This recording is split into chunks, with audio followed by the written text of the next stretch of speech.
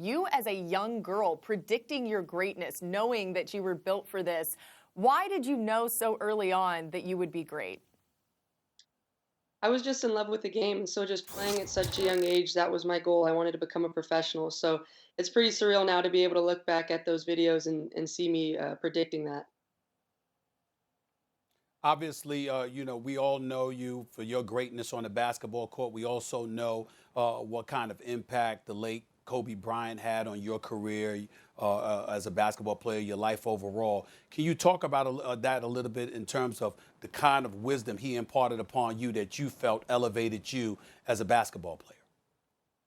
Yeah, I mean, we became really close over the years, through Gigi and through his team. But he really, helped me not only basketball wise, but off the court as well. And so just listening to him and, taking in everything that he had to say through games, through struggles, and through the pressure that I was facing through the year is something that I'll never forget and continue to carry on with me. Sabrina, great to have you on the show. What do you think the biggest adjustment will be to the professional game? On the college level, you did everything. A brilliant passer, you could shoot it. What's the biggest challenge as a pro, do you think? I'm just going to have to get better in every aspect. I'm going to have to get quicker, stronger, faster. The game's going to speed up. I mean, you're playing against professionals. And so I'm just excited to have to go in and continue to get better, work on my shot, be able to score from, all three positions on the floor. And so I'm just excited for the challenges that has to bring. Sabrina, after you were drafted by New York, your Liberty jersey sold out instantly. There's even been a video that the Brooklyn Nets sent where Kyrie and his teammates are welcoming you to New York. What's that reception been like from a city that's so big on not only just the fan side, but also the NBA side? It's been surreal. I mean, it's awesome to see the jersey sell out as soon as I get drafted. I'm so humbled and honored by that, and obviously everyone else, the NBA and those players there. I'm just so excited to get to Brooklyn and start working and start meeting my teammates and start playing. Honestly.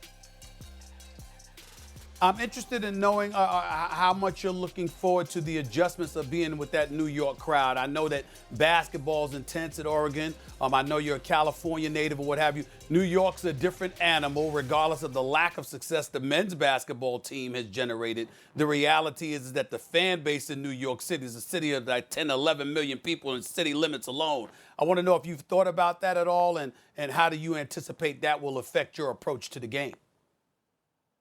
I have for sure. I'm honestly really excited to get there and grow the fan base. I mean, I want more and more players to reach out to the fans and try and get them as part of our family. And so, hoping that we can continue to grow the fan base. But I'm excited. I'm excited to get to know the community and to reach out in that community. You talk about growing the fan base. For years growing up as a Knicks fan, we wanted a point guard, and finally New York has 2 point guards, 2 elite point guards, and neither one of them are on the Knicks, of course. Do you think that gives you an opportunity to grow a kind of basketball-starved fan base, been waiting for a championship, waiting for like the next great player? Hopefully, I'm excited with the pieces that we have in place, and we have the NBA behind us and supporting us, and our franchise is great, and so I'm excited to bring life back into New York and doing that through sport. Sabrina, when we talk about basketball, particularly at this moment in time, one of the things that people are talking about a lot is the specter of playing without fans in attendance. We've asked the guys about this all the time. Let me ask you. Have you and some of your contemporaries been talking about this, and how do you believe that will be for you all to play without fans in attendance, if it indeed comes to that? I have thought of it and thought about it through the NCAA tournament as well, and try to process it and think about what it would be like to play in an arena that was empty. But I mean, at the end of the day, if that's the first step that we need to take to bring sports back into society, I'm all for it. I'm ready to go out there and play without anyone watching, and then from there, hopefully progress into more and more people allowed in the arena. Hey, Sabrina, you just participated in a virtual draft with the WNBA Draft, the NFL Draft, a couple days away. They're going to be doing the same thing. What advice do you have for them, and maybe just on the players' side of what that's going to be like?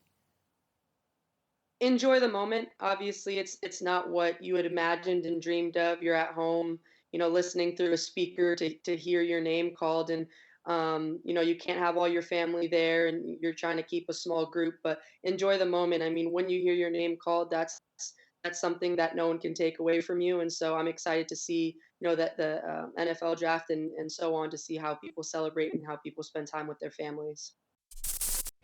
Thanks for watching ESPN on YouTube. For live streaming, sports, and premium content, subscribe to ESPN Plus.